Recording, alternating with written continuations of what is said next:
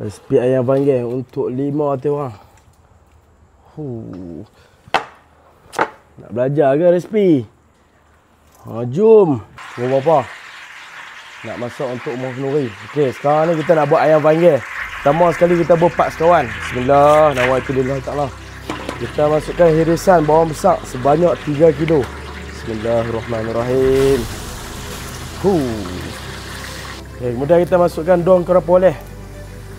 Daun kelapa oleh kita bubuh. Halia sebanyak 1 kilo. Bismillah. Kita nak bagi. Okay, kemudian kita masukkan ni bawang putih sebanyak 1 kilo. Bismillah. Okay, kacau-kacau tu. Kita bagi sampai dia hilang mentah. Nak masak sedap ni kena sabar sikit kan. Okay, kemudian kita masukkan bawang besar sebanyak 5 kilo. Bismillah. Kemudian kita masukkan bawang holland sebanyak 2 kilo. Bismillah. Bawang kena lebih sikit lah, baru manis. Bawang holland dengan bawang besar kita combine sekali. Jadi ayam panggang original lah. Kemudian kita masukkan serai sebanyak 3 kilo. Bismillahirrahmanirrahim. Okay, kemudian kita masukkan cili bo sebanyak 3 kilo. Bismillah. Kita masukkan rempah kita. Rempah rahsia kita. Mana boleh abang tak? Lagi saya tulis kat caption tu apa dia. Sedikit minyak sapi lah. Bismillah. Original lah. Kacau ni, rempah-rempah ni sekurang-kurangnya sejam.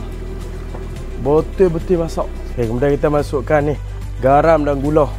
Ayam panggang mesti kena ada gula lah. Tengok kau apa yang tu.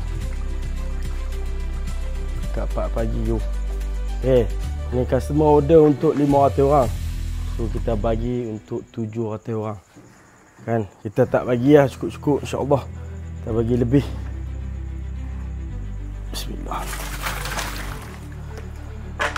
Ayam 700 ketui, 740 ketui kita bagi. Kalau hampa order dengan kita, memang kita bagi.